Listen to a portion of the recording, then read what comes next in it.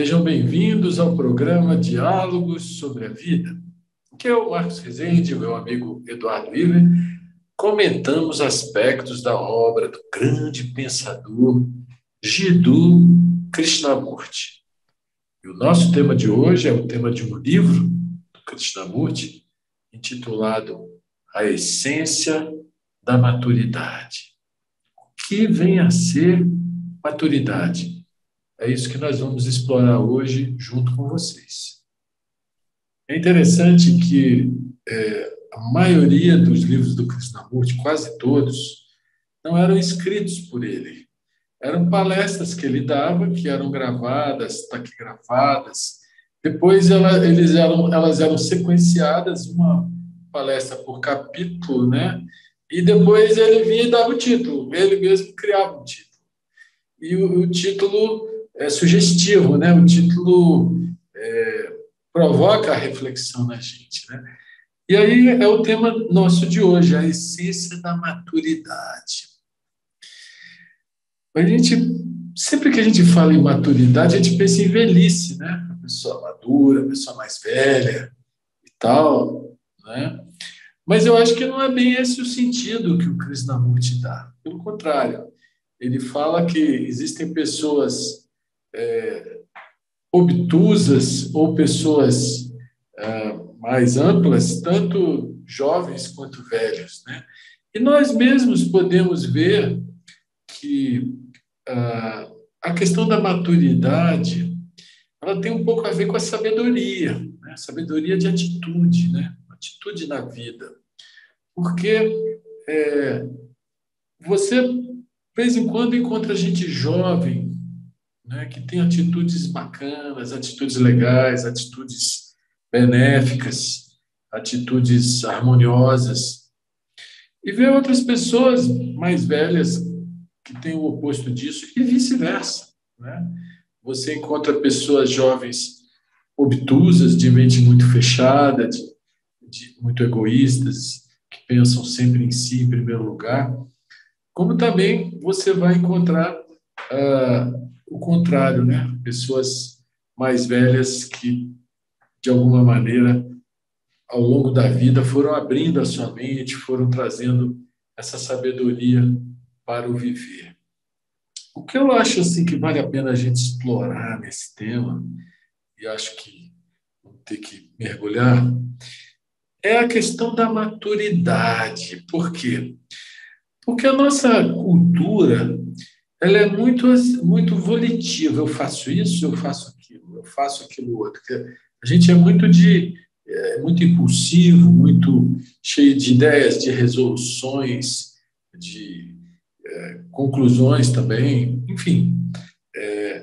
E a gente vê que a maturidade é algo que nem na própria natureza. Ela vem, ela não é produzida necessariamente por um ato volitivo. Eu vou ser sábio, ou eu vou ser bom, né? Isso não funciona assim, né? Porque a nossa mente é muito enganosa. Às vezes a gente quer fazer alguma coisa pretensamente boa, mas com uma motivação egoísta ou egocêntrica por trás. Então, a maturidade não vem com atos volitivos. Ainda que você possa usar essa sua capacidade de raciocínio e tal para dar uma direção na sua vida, por exemplo, eu me interesso pelo autoconhecimento. Isso é uma direção na vida, né? Só que no dia a dia você vai ter que estar percebendo a si mesmo, percebendo os seus sentimentos, percebendo as suas intenções, os seus desejos, os seus medos. É um trabalho que não tem fim, por exemplo. Então, você pode voluntariamente dar uma direção. Mas esse amadurecimento, ele vem. Ele realmente é algo que a gente não produz porque quer. São que nem os insights, que nem as percepções. As percepções não vêm na hora que a gente quer. A gente pode estar muito interessado numa coisa e tal, mas, de repente, numa hora imprevista, elas vêm, né? A ficha caiu, etc, etc. Então, Edu, fazendo essa breve introdução, eu queria passar para você também fazer suas considerações iniciais, e vamos tentar mergulhar nisso. O que que é maturidade? Como que isso se opera? Se é a natureza que produz esse amadurecimento ou é a gente com o nosso voluntarismo? Como é que é isso, Edu? O que que você acha? Pois é, Marcos, você levantou uma questão importante, né? No meio social, geralmente uma pessoa madura é aquela que já está curtida pela vida, vamos dizer assim, né? Aquela que já passou por muitas experiências, por dificuldades, que, de certa maneira, aprendeu, às vezes, até pelas experiências tanto negativas como positivas, mas a maturidade muitas vezes está associado ao acúmulo de experiências. E como você falou, não é esse o sentido que o Krishnamurti coloca nas suas reflexões, nos seus livros.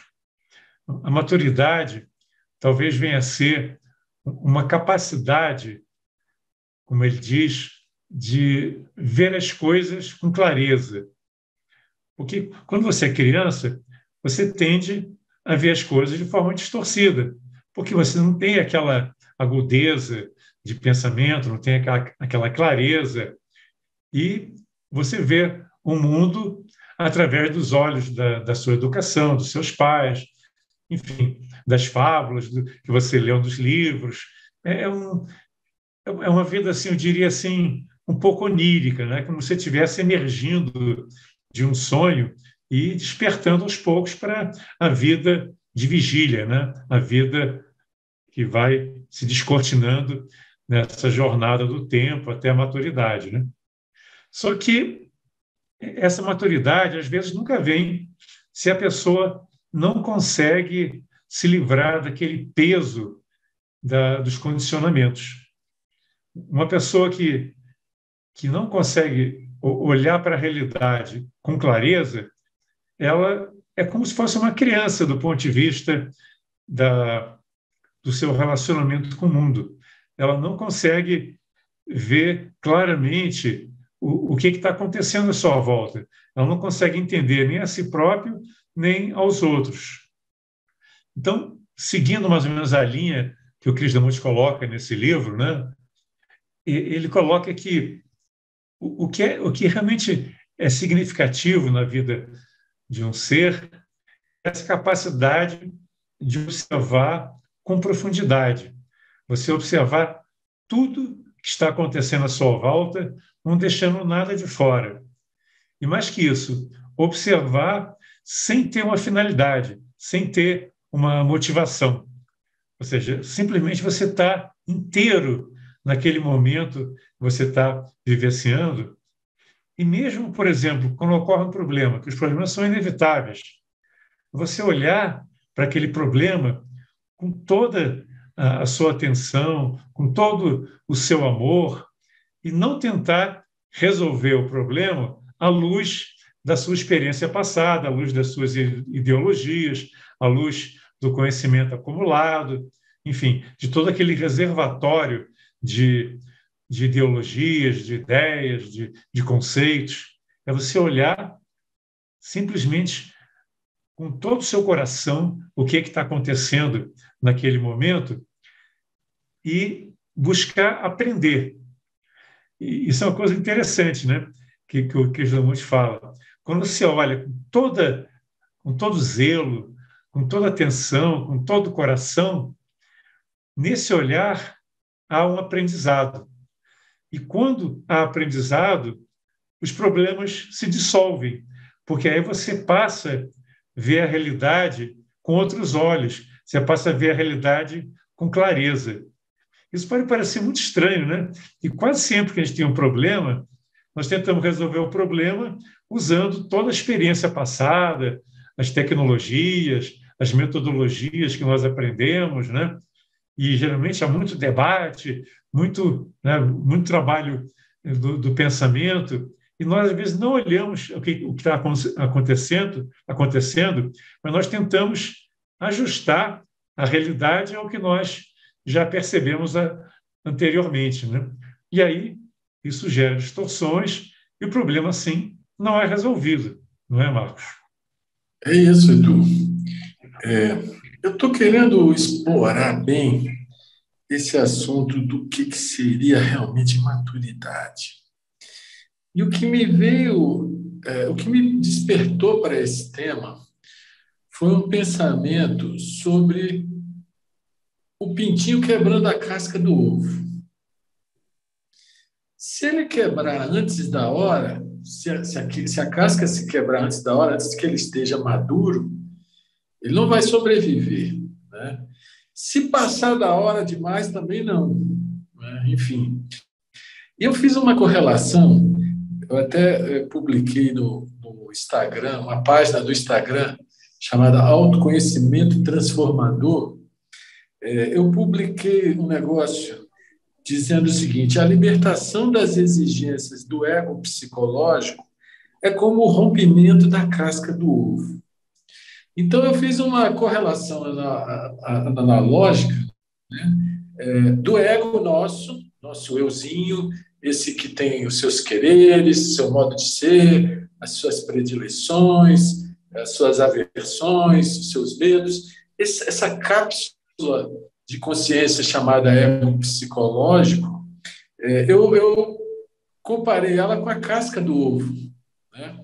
Porque nós que falamos nesse assunto o tempo todo, Edu, a gente está sempre falando sobre atenção, olhar sem condicionamentos. A gente fala isso o tempo todo, né? Mas na nossa própria vida, quando cai um condicionamento, quando a gente percebe o ego agindo aqui ou ali e quebra a casca do ovo, né? Parece que vem uma outra coisa que é diferente de tudo que a gente fala no sentido racional, né? É a experiência da coisa viva, né? Então, assim, os temas do Krishnamurti sempre voltam ao problema do ego psicológico, da autoimagem, né? Que o ego psicológico é esse feixe de imagens que a gente tem sobre si mesmo, né? Aquela coisa que está enraizada na memória. Eu sou fulano, eu moro em tal lugar, eu tenho tal profissão, eu gosto disso, eu não gosto daquilo. Todos os hábitos que a pessoa desenvolveu, sejam eles físicos, emocionais ou mentais, tudo isso compõe esse feixe de memória que é o ego psicológico, né? E é ali que a gente vive, né? É a tal existência pessoal, né? Encapsulada nessa consciência da pessoa que nós somos. Só que é uma consciência isolada, uma consciência que se divide em relação ao mundo, né? E aí, esse ego psicológico, ele é cheio de exigências, ele é cheio de idiosincrasias, né? Quer, não quer, está sempre algum tipo de conflito, alguma coisa e tal. E muitas vezes, quando a gente quer melhorar, a gente quer mudar, a gente vai a partir desse ego, não, vou ser assim, vou ser assado, né? E isso gera, às vezes, mais conflito, mais confusão na nossa vida, né? Então, quando vem essa percepção sem conflito de alguma coisa do nosso ego, ou tantas coisas do nosso ego que estão sempre interferindo, né? E a gente consegue ver e largar, é como se a gente se abrisse para uma nova vida, uma vida livre do ego, né? Pelo menos, se não for totalmente, pelo menos numa dimensão maior, né? Que é como você saiu de dentro do ovo e veio para o mundo. É o pintinho que saiu de dentro do ovo e veio para o mundo. Eu achei essa analogia interessante porque amadurecimento é uma coisa que vem, que ela não é produzida por um intelecto que quer tirar suas deduções, suas conclusões, suas verdades, né? São estados internos de percepção, estados internos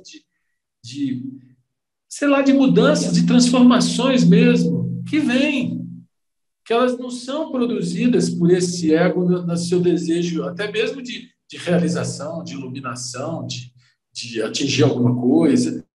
Enfim, eu queria entrar nessa coisa, no âmago disso, na essência do que seria a maturidade, não como coisa absoluta, porque se for uma coisa absoluta, aí você já idealizou, né? Já colocou, fulano é maduro, ou isso é maduro. Não. Como é o processo de amadurecer? A gente fala muito em autotransformação. Onde é que entra esse amadurecer em que a própria natureza, que não é apenas física, ela é emocional, ela é mental, ela é dos planos ainda mais sutis do que o pensamento, como é que a natureza produz esse amadurecimento em nós? Isso aí me deixou bem curioso, Edu. Você trouxe um exemplo interessante, essa do pintinho, né, que rompe a casca do ovo e nasce para o mundo. Esse romper da casca do ovo não é certamente um processo intelectual. O pintinho sente quando é o momento que ele tem que romper, e ele não pode romper nem antes nem depois, tem o timing correto. Então, eu diria assim que a natureza, ela nos ensina, é uma coisa meio intuitiva, né? De que existe um momento certo para cada coisa. Se você estiver atento, você sabe exatamente o que você precisa fazer. Se o pintinho ficar de bobeira, talvez ele perca o timing e não abra, né, se ele estiver distraído, né? Suponha que o pintinho está vendo televisão e esquece de abrir, de romper a casca e pronto, aí perdeu o timing, né? Aí não dá mais. Então, existe assim, na nossa vida como ser humano, às vezes uma distração que nos afasta daquilo que precisa ser feito. Eu acho que os animais, as plantas, elas têm essa noção muito mais clara do timing, né? A semente, ela sabe exatamente quando ela vai nascer, né? Você não pode forçar uma semente para ela nascer antes da hora dela. Você não pode exigir, nasce, nasce. Ela vai nascer na hora certa, nas condições certas. Os animais também. Todos, cada animal tem o seu timing, né? E eles estão em profunda conexão com a natureza. Então, nós temos que aprender com a natureza a respeitar o tempo, quer dizer, o tempo no sentido dos ciclos, né? E, para isso, nós precisamos de estar muito atentos ao que está acontecendo, tanto dentro como fora de nós. Nós não podemos ficar assistindo a vida de fora como se a vida não fosse uma totalidade. E o Krishnamurti ele dá um exemplo que eu achei muito interessante. Ele diz assim, é muito diferente você estar na margem do rio vendo o rio fluir. É como se o rio tivesse de um lado e você como observador do outro, né? Você é observador e o rio é a coisa observada. Então, existe uma separação entre o fluxo do rio e você, que é o mero observador. Agora, quando você entra na corrente do rio, aí é diferente. Você não é mais separado do rio. Você e o rio são uma coisa só. E você não tem como negar que você faz parte daquela corrente. Você é levado pela corrente. Então, vocês veem que interessante, né? A maturidade tem a ver com essa percepção de que a vida é um fluxo.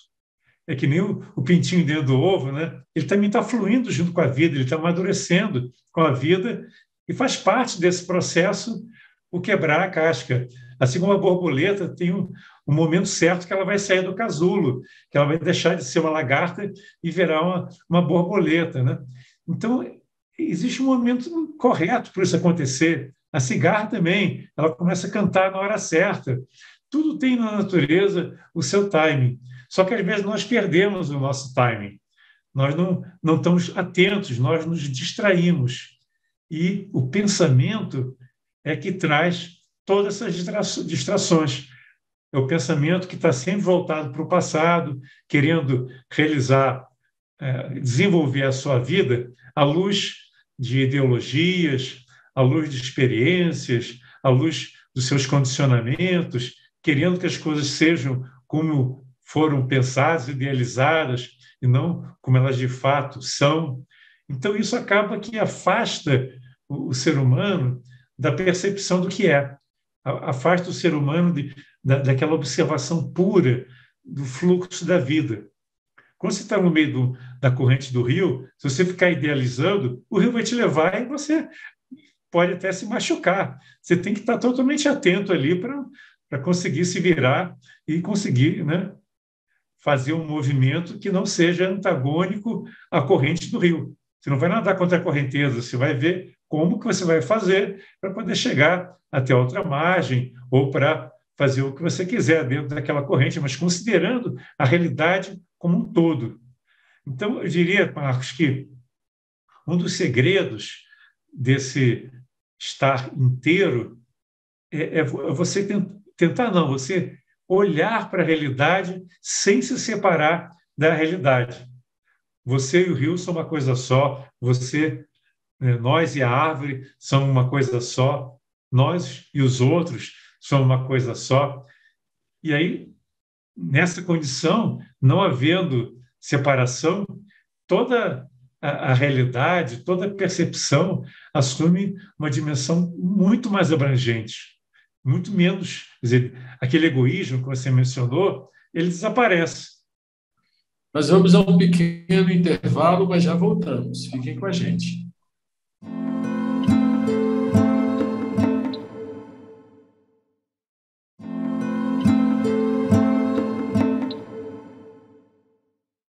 Estamos de volta no nosso programa Diálogo sobre a Vida, e o tema dessa nossa conversa hoje é a essência da maturidade.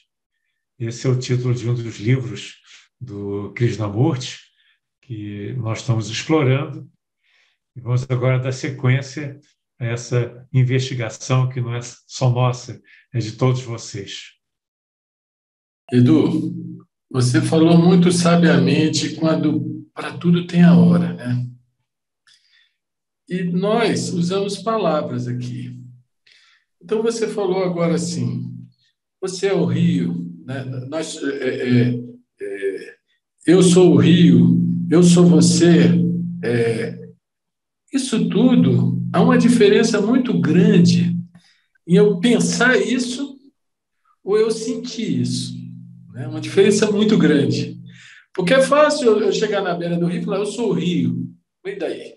Né? Às vezes é só uma assertiva verbal. Agora, você chegar na beira do rio e sentir que é um autoesquecimento completo, é uma coisa que você não produz por um ato de vontade, por incrível que pareça. Né? É uma coisa que vem a você. Né? É a natureza operando através de você. E eu acho que isso tem a ver com amadurecimento. Mas eu queria explorar um pouco mais. Eu usei o exemplo do pintinho dentro do ovo, eu vou sofisticar um pouco mais os exemplos. Um bebê na barriga da mãe. Se a gente for olhar todo o processo natural, é a mesma coisa. Ou seja, na hora certa, a bolsa vai romper, aí o bebê vai nascer, papapá.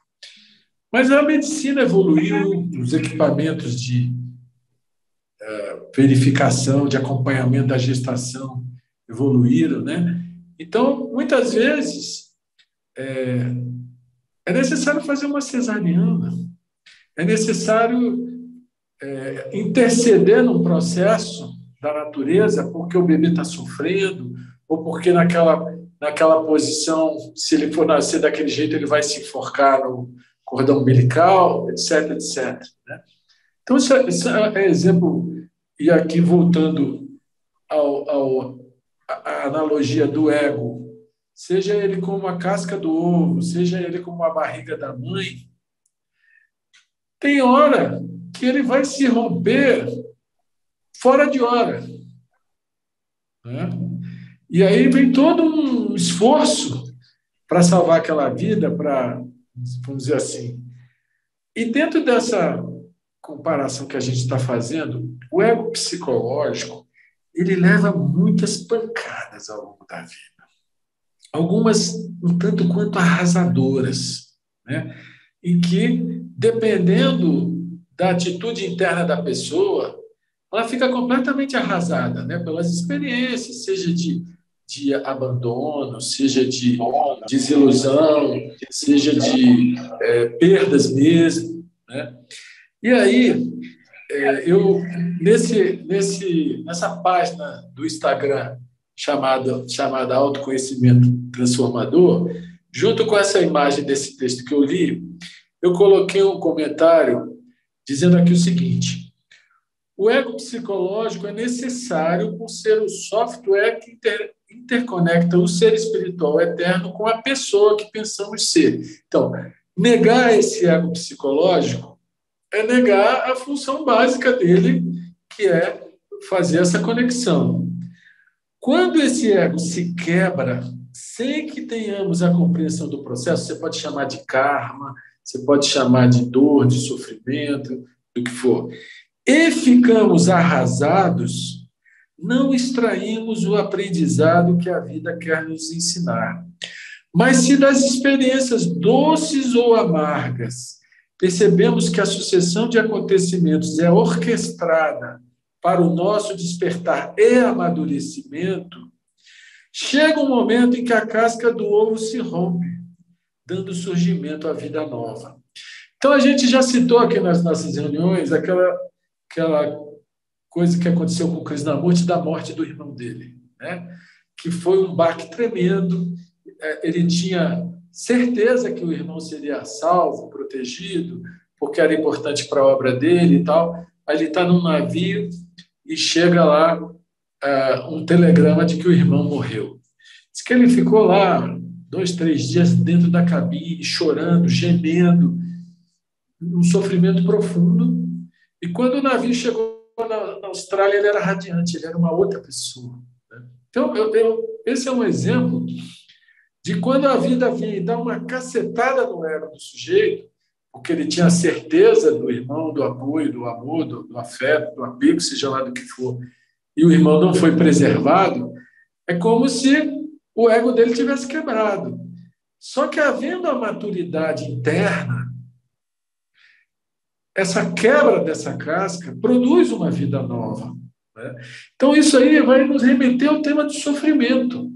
O sofrimento ele pode trazer amadurecimento se a gente não alimenta ele, se a gente permite que ele quebre a nossa casca, permite que ele quebre a nossa casca, a dor que vem da perda, da decepção, do abandono, da desilusão, do que for, né? A gente permite que ela entre e passe, sem ficar alimentando, remoendo, etc., etc.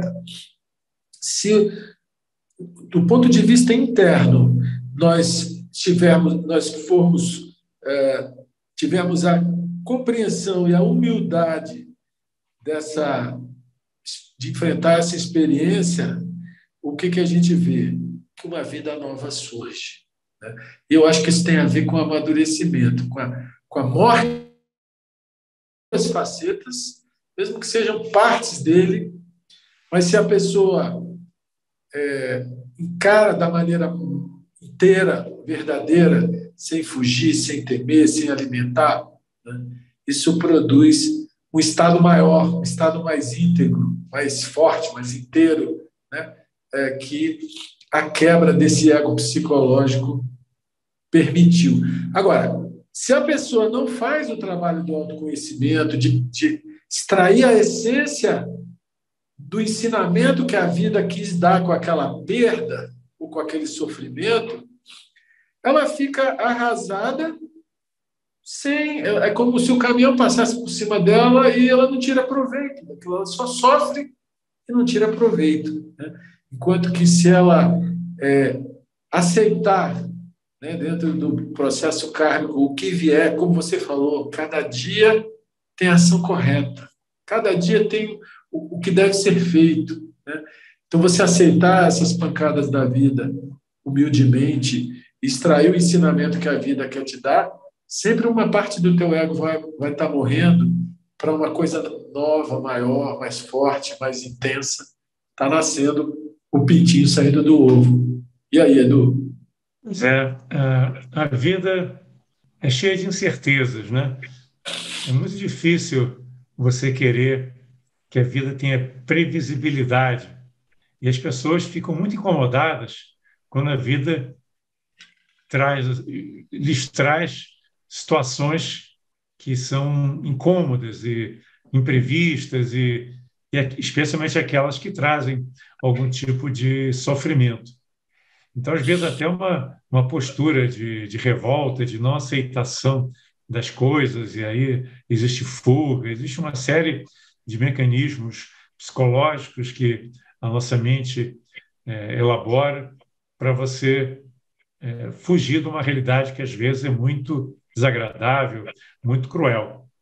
Agora, ao passo que, se você tiver a percepção de que nada ocorre por acaso, que existe uma jornada que é a sua jornada, que o sofrimento faz parte da vida, e eu diria até que ele é inevitável, mas que, em vez de focar no sofrimento, você olhe tudo como sendo uma experiência necessária, algo que a vida está lhe trazendo, que é o que você precisa naquele momento para continuar a sua jornada. Então, tudo muda de figura. Essa sensibilidade para você olhar a vida de frente, né, sem medo de que possa acontecer alguma coisa ruim, sem medo de tropeçar e não conseguir seguir adiante, né? Sem medo de doenças, sem medo de não conseguir, né, ter sucesso nos seus relacionamentos, se simplesmente você estiver vivo e procurar assim uma inspiração, uma postura em que você se oferece como um canal para algo maior, tudo muda de figura, né?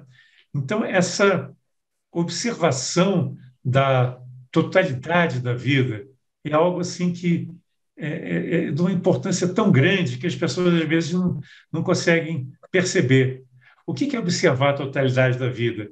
É ver que o sofrimento, os problemas, tudo, tudo isso faz parte de um todo muito maior que muitas vezes ultrapassa a nossa capacidade de compreensão. Mas quanto mais nós observamos, quanto mais nós nos debruçamos sobre a vida e olhamos para nós mesmos, as nossas reações, os nossos comportamentos, os nossos relacionamentos, tudo isso aí vai adicionando um componente a mais na nossa percepção. E quando você vê claramente uma realidade, por exemplo, você olha para o sofrimento e entende que isso aí não é nada excepcional, que faz parte do seu fluxo, né? Na hora você já entendeu. Então você vai agir de uma forma não de reação, mas uma forma pura. Você vê o Krishnamurti, né? Ele sofreu com aquilo, ele teve o impacto da morte do irmão, como o Marcos falou, mas logo depois ele já era outra pessoa e deixou de lado aquilo que foi um incômodo, que foi um sofrimento, né? Que foi algo que lhe tocou muito fortemente, mas a vida continua e ele continua a olhar o todo da vida, ciente que ele tinha um trabalho, ele tinha uma missão, e continuou o seu trabalho com todo o desprendimento, né? É essa percepção que nós precisamos começar a desenvolver, que nada acontece por acaso na nossa vida, mas para que a gente possa realmente contribuir de coração, de mente e coração, para o desenvolvimento do plano ou da forma que você quiser, você puder realmente trabalhar a sua vida para você poder ser um ser realizado e poder também auxiliar os outros, você tem que estar com a mente totalmente desimpedida, sem preconceitos, uma mente aberta, uma mente cooperativa, né? Uma mente que está sensível. E, como diz o Krishnamurti, você tem que ter muita energia, né? Nesse livro ele fala da energia. Se você não tiver muita energia, se você gastar a sua energia com os conflitos, você não vai conseguir observar, você não vai conseguir meditar, que meditar tem muito a ver com observação, e você vai perder a oportunidade de fazer aquilo que tem que ser feito, né? Aquilo que é uma ação natural. E outra coisa que ele fala, muito interessante, né? Que você não precisa aprender para depois agir. Geralmente, na nossa sociedade, é muito comum você dizer, eu vou estudar, né? Eu vou desenvolver habilidades, eu vou me capacitar, aí depois eu vou agir. Só que quando um problema surge, ele exige uma ação imediata, uma ação consciente, uma ação de quem está realmente presente. Então, ele diz o seguinte: agir não é diferente de conhecer. Você aprende agindo. Isso tá muito de acordo com a educação moderna, né? Em vez de ficar eternamente se capacitando para depois ensinar, não. Você começa ensinando e aprende ensinando. Então, você também age e, ao agir, você está aprendendo e sendo um ser melhor, mais capaz de lidar com todas as situações que a vida lhe traz. A nossa cultura, muito mental, né? Ela sempre cai no dualismo, né? E como você falou, a gente aprende agindo, é um movimento único, né? Você compreende e age, você vê e age. Não existe essa coisa como devo agir. Quando você já começa na especulação, você já perdeu o time, né? Você já criou o hiato do tempo e aí vem o conflito, né? Mas tentando entender o que seria a essência da maturidade. Acho que, de acordo com o que você falou, ver as coisas como elas são, sem a gente projetar nada, né? Só num estado de atenção muito grande você pode não se deixar levar por projeções, julgamentos que você faça. Você julgou, você já para de ver, você já está vendo a imagem anterior que você criou, né? Então, é um nível de atenção assim, que você não sabe, mas que você está muito mais presente, né? Aquela coisa, mudar as coisas que dá para mudar e aceitar aquelas que não dá para mudar, né? Tem muitas coisas que não dá para mudar e não está ao teu alcance. Então, aceita de bom grado, aceita de bom coração o que quer que a vida esteja te trazendo, né? Outra coisa é essa questão do sofrimento também. Ver que o sofrimento é o nosso desejo, o nosso querer, é maturidade. Isso abrevia o término dele, né? Porque o Buda já dizia isso. Foi perguntado qual a raiz do sofrimento. E ele disse: a raiz do sofrimento é o desejo. Se não houver desejo, se você aceita a perda, se você aceita a vida como ela é, não que com isso você vai virar um inerte, um vegetal, não. Você vai ter mais liberdade para agir com inteligência e com efetividade do que se você ficar preso no desejo que você queria, né? Então, por exemplo, você quer ir numa direção, tem uma montanha gigante na sua frente, né? E você sabe que você não vai conseguir subir aquela montanha, não adianta você querer brigar com ela, você tem que contornar, e daí você consegue ultrapassar essa montanha, né? Assim são as coisas da vida. A gente tem situações que a gente não adianta querer, e o sofrer é o querer, né? A morte, por exemplo, né? Ou alguém morreu, alguém muito querido. O nosso sofrimento é o nosso inconformismo com esse fato, com essa perda, né?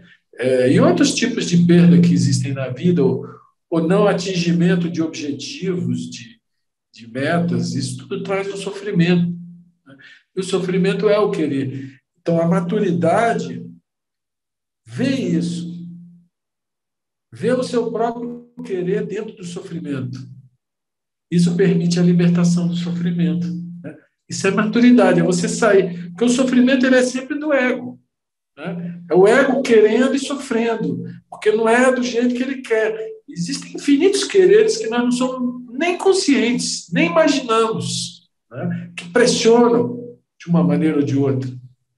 Então, perceber que o sofrimento são esses quereres que muitos dos quais nós nem estamos plenamente conscientes, né? Isso é libertador, isso é maturidade, né? Então, assim, quebrar a casca do ego, que é onde está tristeza, sofrimento, medo, apego, conflito, tudo isso está no campo do ego psicológico, que é pensamento e desejo, desejo e pensamento.